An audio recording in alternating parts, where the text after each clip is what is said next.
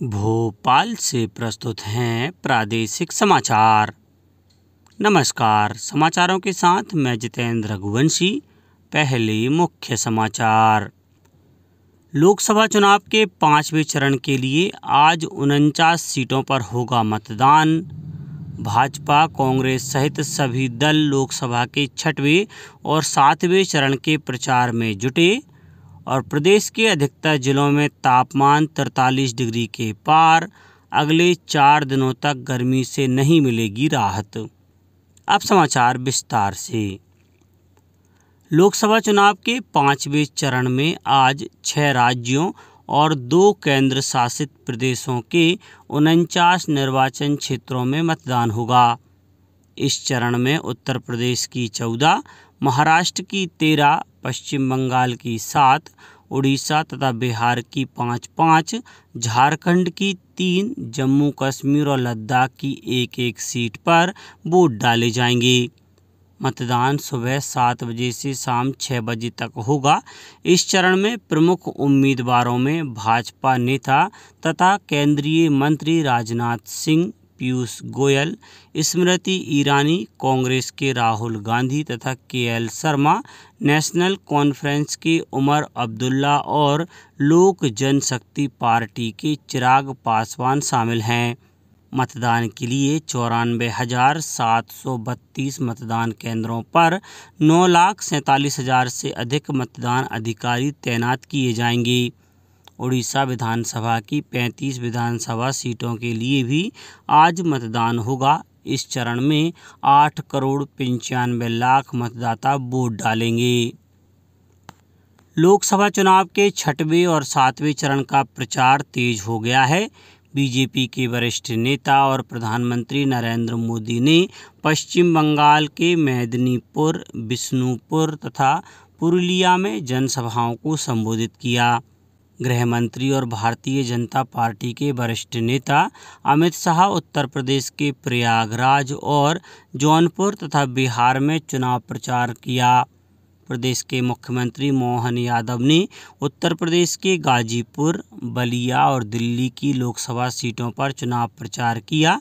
प्रदेश कांग्रेस अध्यक्ष जीतू पटवारी ने हिमाचल प्रदेश की मंडी में प्रत्याशी के समर्थन में जनसभा को संबोधित किया। दिल्ली के मुख्यमंत्री अरविंद केजरीवाल ने दक्षिण दिल्ली लोकसभा सीट पर प्रचार किया। कांग्रेस नेता राहुल गांधी और समाजवादी पार्टी के प्रमुख अखिलेश यादव ने प्रयागराज में संयुक्त रूप से चुनाव प्रचार किया। प्रधानमंत्री और भाजपा के वरिष्ठ नेता नरेंद्र मोदी ने कहा है कि 2024 का लोकसभा चुनाव देश के वर्तमान और भविष्य को मजबूत करने के लिए है।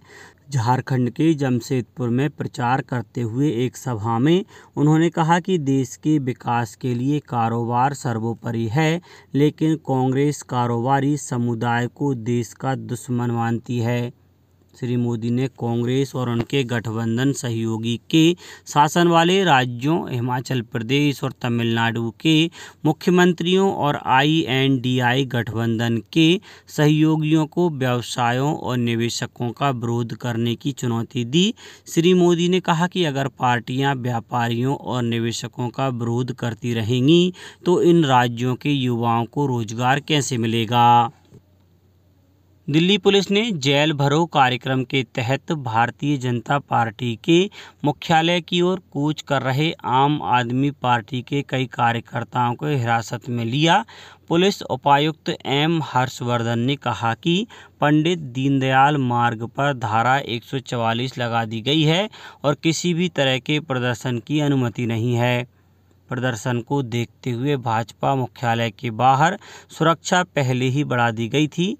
विरोध प्रदर्शन से पहले मुख्यमंत्री अरविंद केजरीवाल ने पार्टी मुख्यालय में आरोप लगाया कि भाजपा पार्टी नेताओं के खिलाफ बदले की भावना से कार्रवाई कर रही है। उन्होंने आशंका व्यक्त की कि आने वाले दिनों में और अधिक नेताओं की गिरफ्तारी हो सकती है तथा पार्टी के खाते भी फ्रीज किए जा सकते हैं।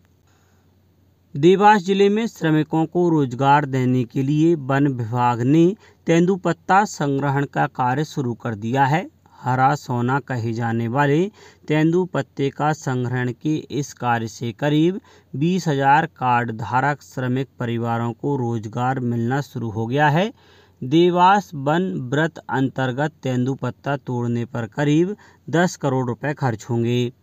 देवास वन व्रत अंतर्गत लगभग 52,000 हेक्टेयर वन क्षेत्र में तेंदुपत्ता संग्रहण का कार्य शुरू हो गया है।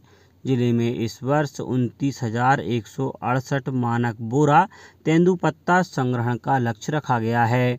यह कार्य 17 वन समितियों के माध्यम से 220 तेंदुपत्ता फड़ पर संग्रहण होगा। कार्ड धारक श्रमिकों को मजदूरी का भुगतान ऑनलाइन माध्यम से किया जाएगा। प्रदेश के कई जिलों में वृद्धजनों के लिए स्वास्थ्य शिविर का आयोजन किया जा रहा है। धार जिले में 60 वर्ष से अधिक आयु के वृद्धजनों के स्वास्थ्य परीक्षण एवं जांच, उपचार व परामर्श हेतु जिला भोज अस्पताल में स्वास्थ्य शिविर का आयोजन होगा। शिविर में असंचारी रोगों हेतु स्क्रीनिंग एवं उपचार तथा विषय विशेषज्ञ द्वारा समस्या का परीक्षण और उपचार होगा। शिविर में आए हुए वृद्धजनों का Ayushman card, health ID card बनाकर वितरण भी किया जाएगा। देवास में भी राष्ट्रीय वृद्धजन स्वास्थ्य देखभाल कार्यक्रम जिला चिकित्सालय में निःशुल्क वृद्धजन स्वास्थ्य शिविर का आयोजन किया गया है। शिविर में आर्थोपेडिक, नेत्र रोग, स्त्री रोग, मेडिसिन, सर्जरी, डेंटल तथा मनोरोग चिकित्सक के द्वारा उपचार किया जाएगा। साथ ही वयस्क BCG टीकाकरण अभियान अंतर्गत पात्र व्यक्तियों को BCG का टीका भी लगाया जाएगा। खंडवा में भी स्वास्थ्य केंद्रों पर शिविर लगाए जाएंगे। अब बात मौसम की। दक्षिण पश्चिमी मानसून ने देश के सबसे दक्षिणी छोर निकोबार द्वीप समूह पर दस्तक दे दी है। मौसम विभाग ने कहा है कि मानसून भारत की कृषि आधारित अर्थव्यवस्था की जीवन धारा है। विभाग के अनुसार मानसून मालदीव के कुछ हिस्सों और कोमोरिन क्षेत्र तथा दक्षिण बंगाल की खाड़ी के कुछ हिस्सों, निकोबार द्वीप समूह और दक्षिण अंडमान सागर की तरफ बढ़ रहा है। मानसून के 31 मई तक केरल पहुंचने की संभावना है। राजधानी भोपाल समेत प्रदेश के अधिकतर जिलों में भीषण गर्मी जारी है। प्रदेश के ग्वालियर, चंबल संभाग में रिकॉर्ड तोड़ गर्मी पड़ रही है। कई शहरों में पारा 43-44 डिग्री पहुंच गया है। शिवपुरी में कल 43 डिग्री सेल्सियस तापमान दर्ज किया गया, जिसके कारण दोपहर में बाजार सुनसान दिखाई दिए। छतरपुर के नौगांव और खजुराहो में तापमान 44 डिग्री सेल्सियस के पार चला गया। वहीं गुना में अधिकतम तापमान 45.5 डिग्री पर पहुंच गया। सीहोर में एक सप्ताह से तापमान 40 डिग्री के ऊपर बना हुआ है। यहां कल 42.5 डिग्री सेल्सियस तापमान दर्ज हुआ। खंडवा में तापमान 43.1 तक पहुंच गया। मौसम विभाग के अनुसार अगले 4 दिनों तक गर्मी का तेज असर जारी रहेगा। ग्वालियर, रतलाम, शिवपुरी, गुना, छतरपुर, मुरैना, राजगढ़, टीकमगढ़ जिलों के लिए लू का येलो अलर्ट जारी किया गया है। वहीं दतिया, भिंड, निवाड़ी जिलों में तेज हवाएं चल सकती हैं। इसके साथ ही बैतूल, श्योपुर कला, डिंडौरी, जबलपुर, शहडोल सहित 25 जिलों में हल्की वर्षा के लिए येलो अलर्ट जारी किया गया है। श्रीलंका में अशोक वाटिका में सीता अम्मन मंदिर में कल अपूर्व श्रद्धा भाव से कुंभ अभिषेकम आयोजित किया गया। मंदिर में गौपुरा के अभिषेक के लिए अयोध्या से लाए गए लगभग 25 लीटर सरयू जल का उपयोग किया गया। इसके अलावा तिरुमाला तिरुपति मंदिर से 5,000 लड्डू भी मंगवाए गए थे। इस अवसर के लिए देश के कई अन्य मंदिरों और नेपाल के जनकपुर से भी कलाकृतियां मंगाई गई थीं। सीता अम्मन मंदिर रामायण पथ का हिस्सा है, इसलिए कार्यक्रम में भारत और नेपाल के कई श्रद्धालु भी समारोह में शामिल हुए। अशोक वाटिका को सीता एलिया भी कहा जाता है। अशोक वाटिका वही स्थान है जहां रावण ने सीता जी को बंधक बनाकर रखा था।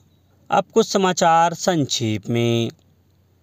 अखिल भारतीय कांग्रेस कमेटी के महासचिव और प्रदेश प्रभारी जितेंद्र सिंह आज पार्टी के लोकसभा चुनाव प्रत्याशियों के साथ बैठक करेंगे।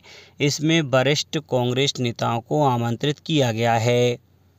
और नगरपालिका परिषद सीहोर ने आधुनिक मशीनों द्वारा सीवन नदी के गहरीकरण का कार्य शुरू कर दिया है। पहले ही दिन बड़ी संख्या में नदी का मलबा हटाया गया। अंत में मुख्य समाचार एक बार फिर। लोकसभा चुनाव के 5वें चरण के लिए आज 49 सीटों पर होगा मतदान। भाजपा, कांग्रेस सहित सभी दल लोकसभा के 6वें और 7वें चरण के प्रचार में जुटे और प्रदेश के अधिकतर जिलों में तापमान 43 डिग्री के पार। अगले 4 दिनों तक गर्मी से नहीं मिलेगी राहत। आज के इस बुलेटिन में बस इतना ही। नमस्कार।